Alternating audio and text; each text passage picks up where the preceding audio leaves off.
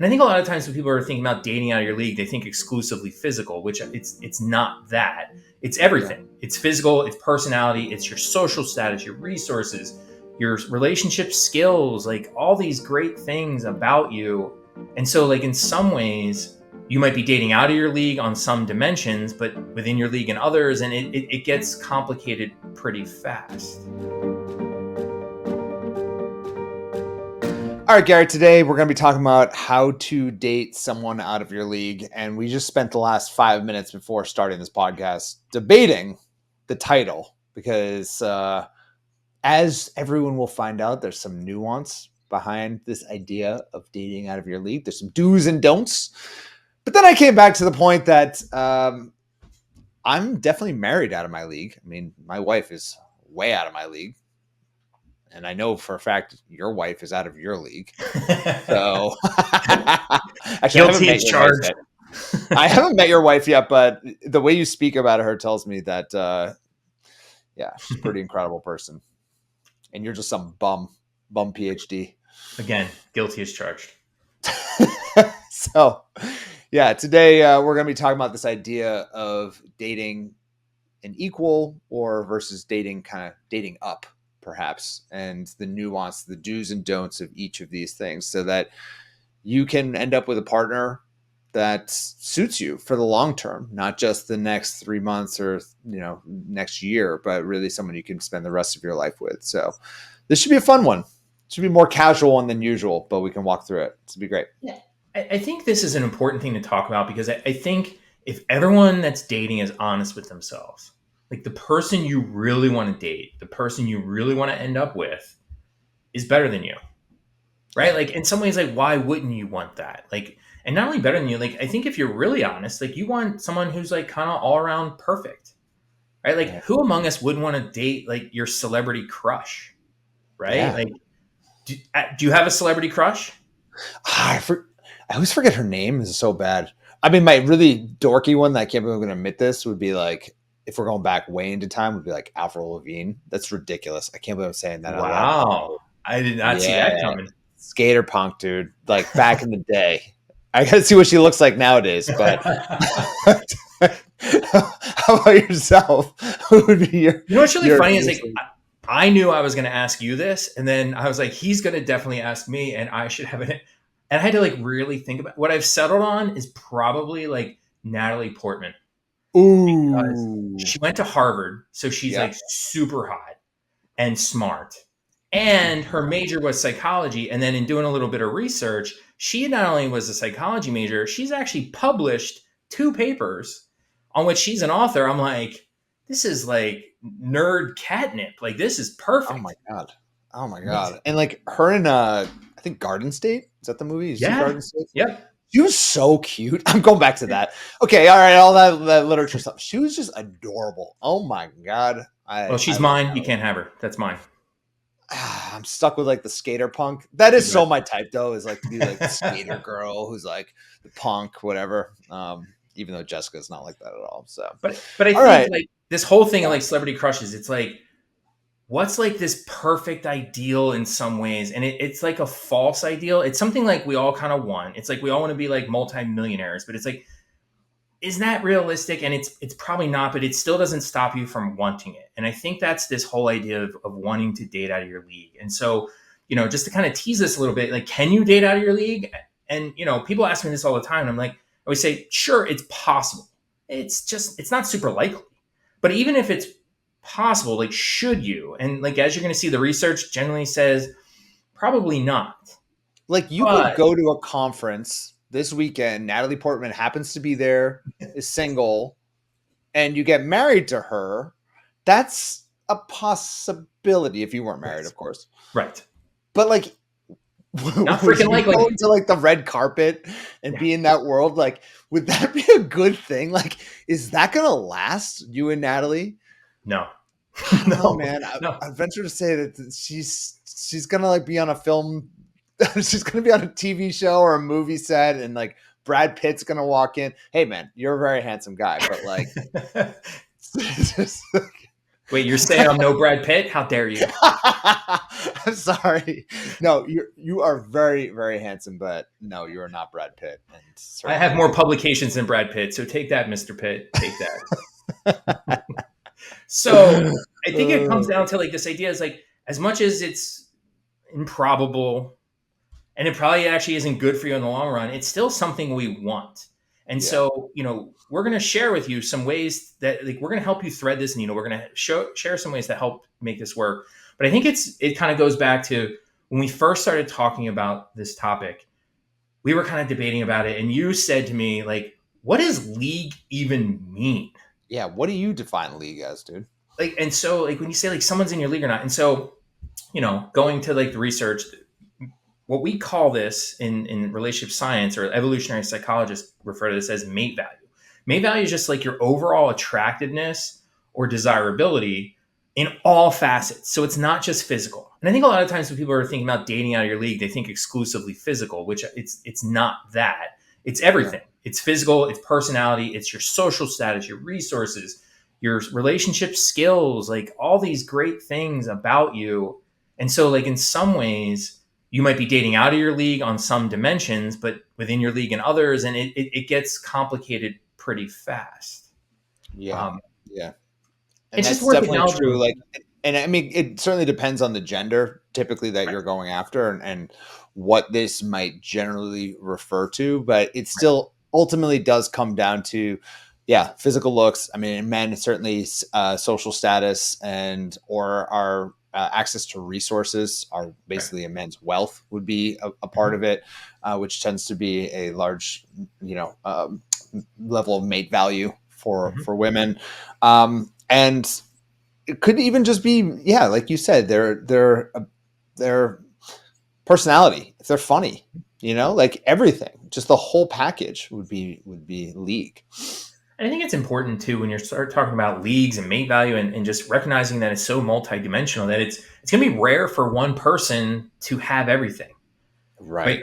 Right? Like a person who's out of your league on some dimensions may not be in others, and so it's not like people are always like one full step ahead of you or not. And so it's important to recognize that because the other thing that the evolutionary psychologists will talk about when it comes to mate value is their trade-offs.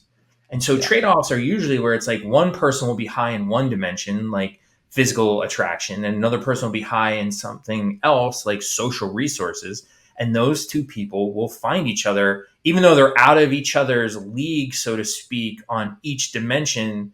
They're they're equal on overall mate value. And so and sometimes we think about that in terms of like men are the social resources, women are the physical beauty, but it's also important to point out like the same dynamic works in same-sex couples, right? So if you look at like Ellen DeGeneres and her wife Portia, whatever, I'm trying to think what her last name is, Portia de Rossi, I think, but it's like it's the same trade-off, right? It's like one has social resources and one has physical beauty. And so, these things in terms of league trade off, and it's important to get a sense of your own mate value because that's going to factor in later in terms of, just being honest about kind of what your league is or isn't.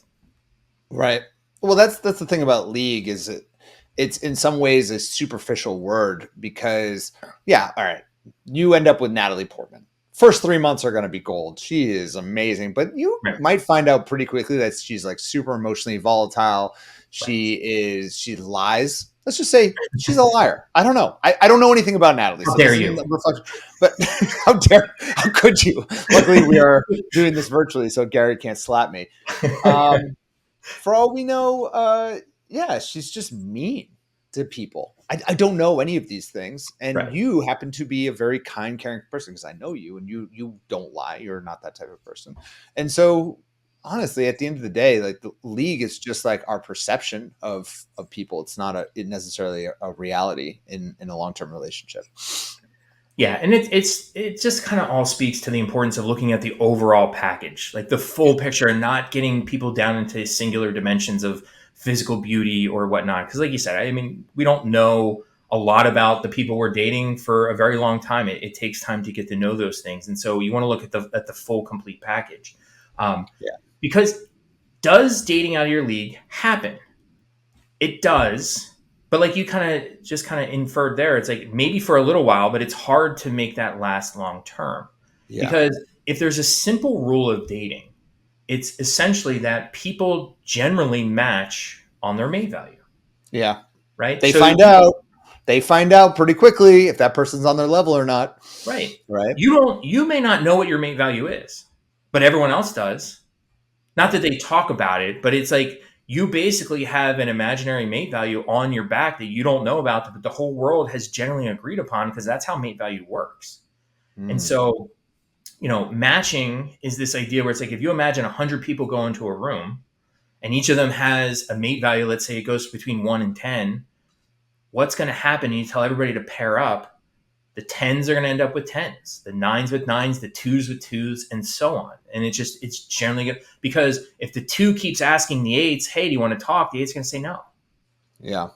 right? And And so, again, this is very simplistic for anyone who's like getting viscerally like, oh, not like putting a number on someone. Like we're using this as an example in like a vacuum. Obviously, it doesn't. The world doesn't work this way. But generally speaking, the tens, whatever you want to define that as, and we can all have right. a picture of what a 10 would be and what a one would be. The tens go after tens, and the ones go after ones. It's pretty wild. Yeah, and I mean, and this sounds horrible if you talk about it in a dating context, but this is how life works in most ways. It's like the best students go to the best colleges, the best job candidates end up at the best jobs, and so on, right? And we just kind of sort ourselves this way. Now, this all sounds superficial and it's a little simplistic, but the research does show that when people with similar mate values end up together, they have better relationships. So this is why purposely trying to go out of your league is probably counterproductive because the research shows when you're dating within your league, near similar mate values, you stay better, you stay together longer, you have better relationships, better sexual history, you interact with each other better. Like it's just better for your relationship to be with somebody that's matched. And so the Right. strategy here for everybody is to understand this concept of mate value and really come to grips or be honest with yourself about kind of where you fall on different things. So you Right. might be a little bit higher on physical things, a little bit lower on other things, like, and just kind of figure out. But then, like overall, like where do you fall overall, and just kind of be comfortable in that range so that you get to stay within your budget, so to speak. Yeah.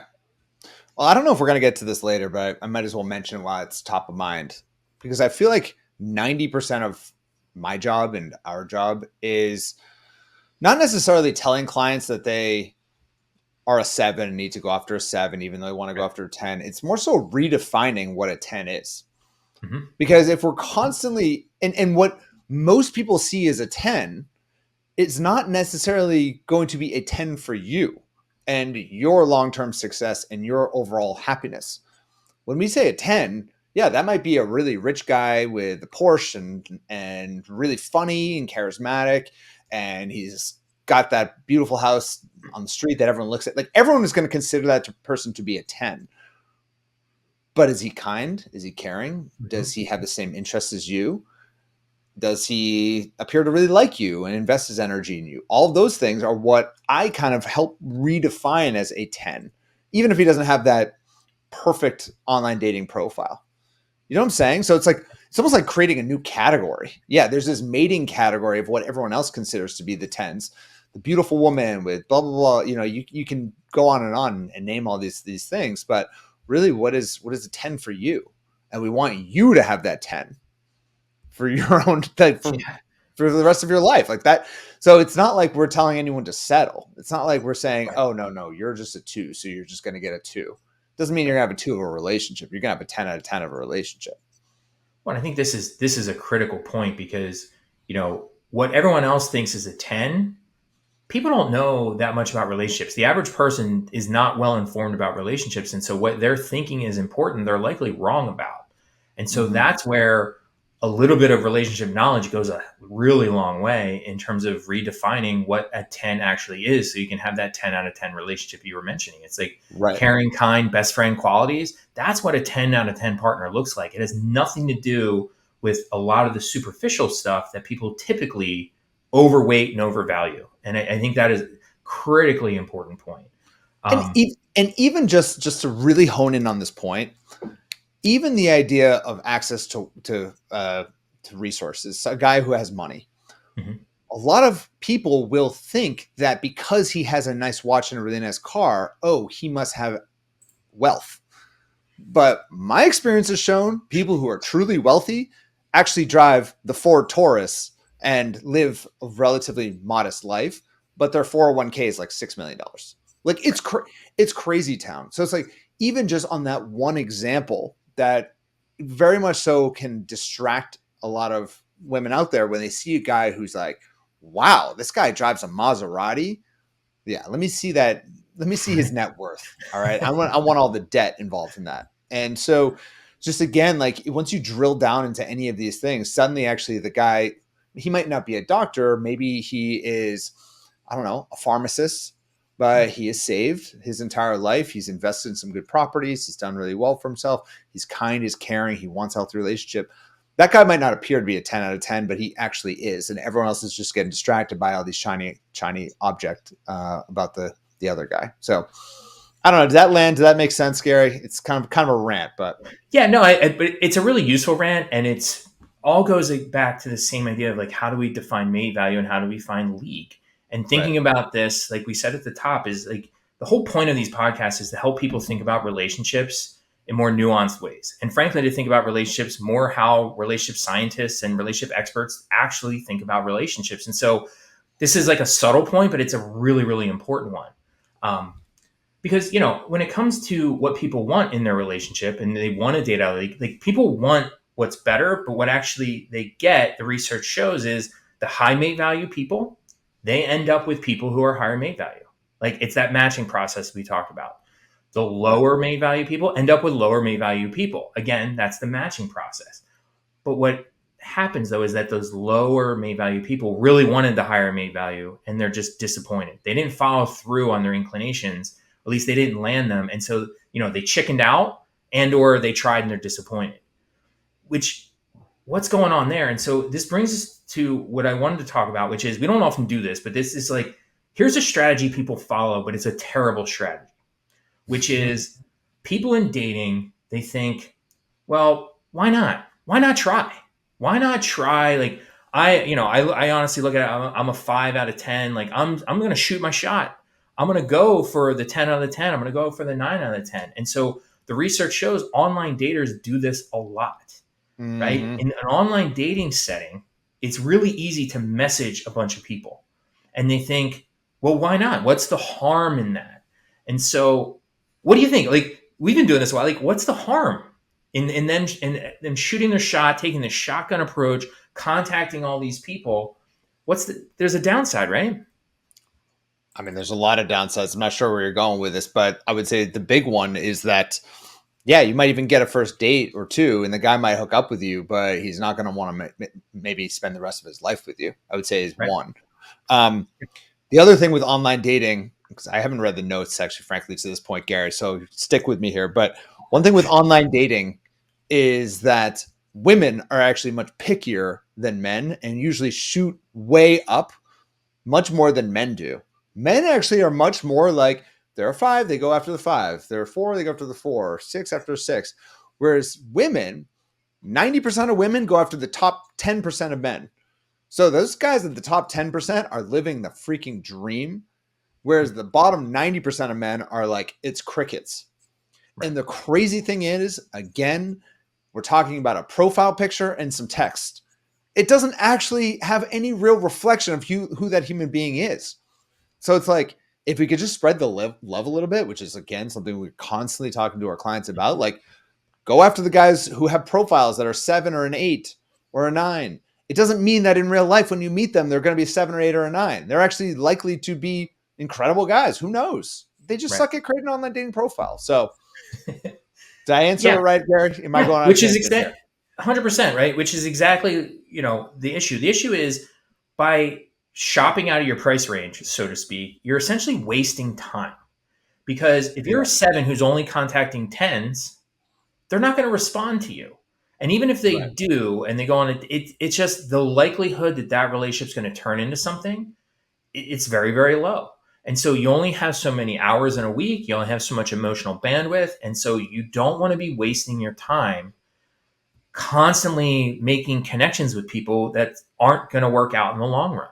And so, as much as people say like, oh, well, why not? I can message all these people and we'll just kind of see what happens. Ultimately a losing strategy because you're wasting time and you're actually kind of selecting in a group of people where your likelihood of real success is just a lot lower than you would think. Look, you can only be as picky as you have options. So at the end of the day, with online dating, like, yeah, message a lot of people. We highly recommend that, but broaden your horizon. And if you're finding that let's say you're only going after the tens that are guys, you're going after the top 10 profile, the top 10% of profiles. But you're finding that after every first date, the guy is just trying to sleep with you or you never hear from him again. Okay, then let's broaden our horizons because clearly we don't have a lot of real romantic partners. Maybe these guys are going out with us because they think they can get a quick and easy type thing. Broaden your horizon until you start finding guys who have relationship intent, who are relationship focused, who are clearly interested in you and chasing you for your commitment to them. Until you find that, like I like the word broadening your horizon rather than dating down because I don't consider it to be dating down. Right. It's more just like expand your scope, widen the net, and just see what's out there. Again, like I'd rather you be with a guy who would be on paper like a 5, but he makes you feel like a 10 when you're around him, than the guy who's, the doctor who's got the Porsche, but behind closed doors, he's a total sociopath. Right. Right. What would you rather be with?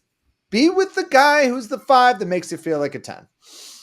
Yeah, because when it comes down to it, and we see this with clients all the time, is they're looking at they're looking at certain characteristics of guys and making judgments based on simple characteristics. And so they have like certain rules, or like, I don't date. Somebody was just saying the other night, like, they only date carpenters.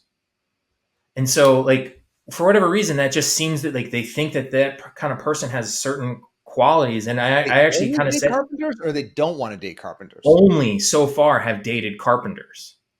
Is that a And good or bad so thing? I can't tell. And so she was kind of like, not. And so it actually ended with me kind of tongue in cheek saying, like, maybe it's time to give the plumbers a shot, because Yeah. you're like narrowing your pool in this way. And it's exactly what you just said. You want to broaden your horizons. It's like you're coming up in some ways with arbitrary rules and limitations that's excluding whole groups of people for objectively no good reason. And Carpenters. so this is That's a why our new one. initial, what's that? That's a new one for me, carpenters, because typically women are not going after carpenters, even though carpenters do pretty Yeah. well for themselves. And, Yeah. She had a that's lot of really nice things to say about carpenters, but like it just for some reason wasn't working out. And it's just like it's this whole idea that broaden your horizons, like try yeah. different things. Like you're limiting yourself in ways that you don't even realize. And why our initial question about what's a league and what's that, how does that factor in is really, really important. Um, Right. and so that brings us to the thing that most people really want out of this conversation of dating in your league or out of your league, which is 3 strategies to help you date out of your league. Now, Yeah. we just spent the last 20 minutes kind of saying like, maybe it's not a great idea. Maybe it doesn't work out that much. Maybe it's hard to do. And that all that's true. But I think there are ways to, like we said before, like there's nuance and a way to thread this needle to help you date out of your league in a way that's productive for your relationship. And so, Especially if you have low self-esteem and you don't see yourself, let's say you are an 8 and you don't see yourself as a 5 or 6, which by the way, a lot of women tend to underperceive their yeah, own mate value.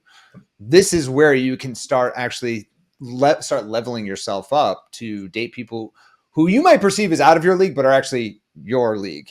You know what I'm saying? exactly right. And that's actually the first strategy, right? So the first strategy is be better to date up.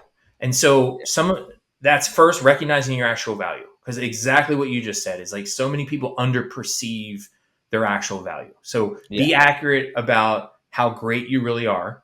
The second is just kind of build confidence. And so if you want to date up in your perception, level up. And so work on your health, work on your hygiene, work on your mentality, your sense of style, put in the work, right? Do Yeah. whatever you need to do to kind of improve yourself so you feel greater confidence to pursue the kind of partners that you want.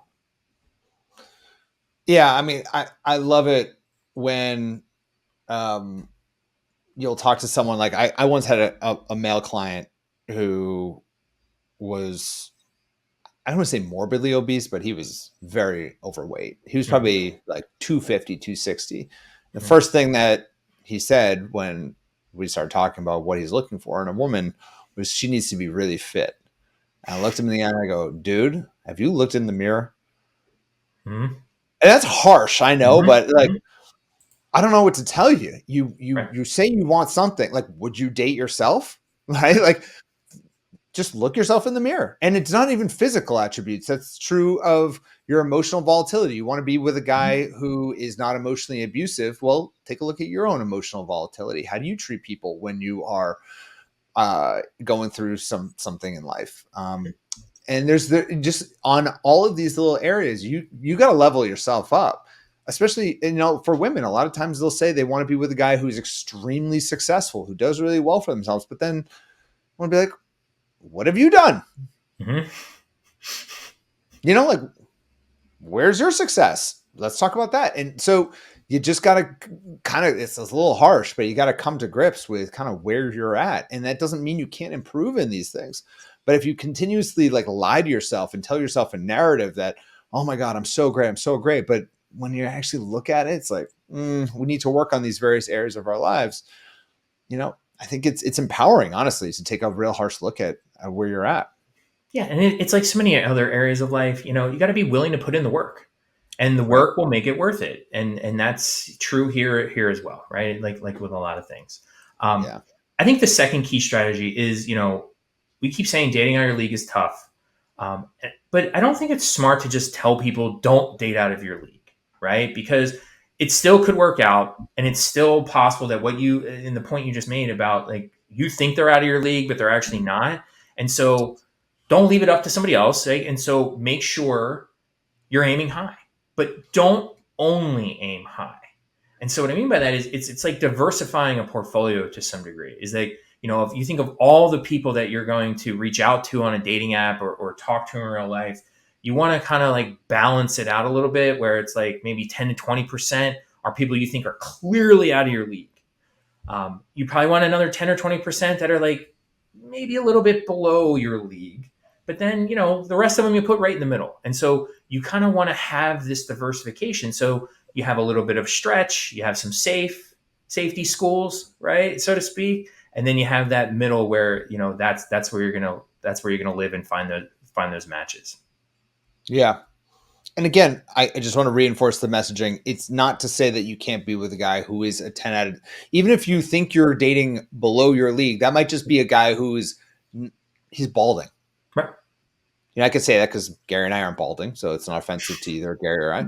But so you see a guy, he's balding, but he seems to have everything else going for him, and you're excited about him. Maybe. Well, you're not that excited about him, but he seems to be excited about you. Right. Okay, I love this idea, Gary. He goes into your lower end of the bucket. Yeah. You're like, all right, but I'm going to give it a shot.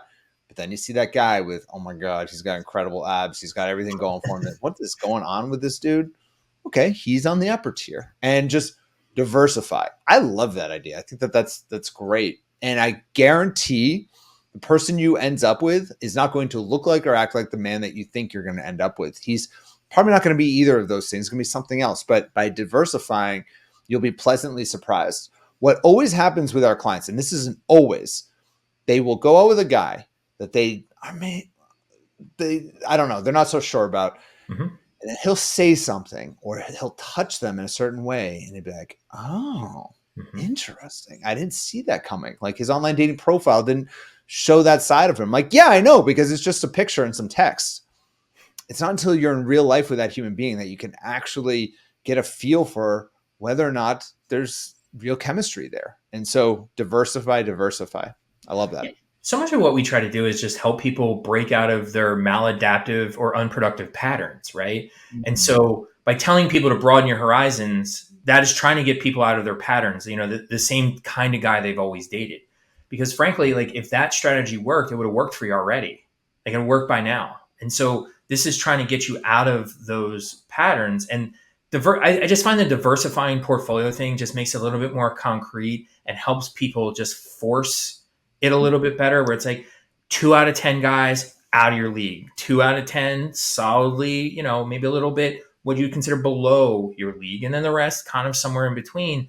It just makes it a little bit more concrete in a way that's going to force you out of your existing patterns in a way that, like you just said, how many of our clients end up, the man of their dreams was the guy they never would have thought of in the first place, right? I mean, Right. it happens time and time again. Yeah. And so the last strategy to help people date out of their league is think of it in terms of, instead of out of your league, it's a special kind of out of your league, in the sense that you want to date up in a way where your partner has qualities that are better than you in ways you want to be better. And so this is not physical. This is not even like social resources or monetary resources. These are like qualities and characteristics. Like, Yeah. you said in the beginning, which is 100% true. I'm dating out of my league with my wife. And it's like, my wife is the legitimately nicest person I have ever met. And when I started dating her, I was like, wow, she's like, I want to be nicer too. And damn, she has made me a much nicer person.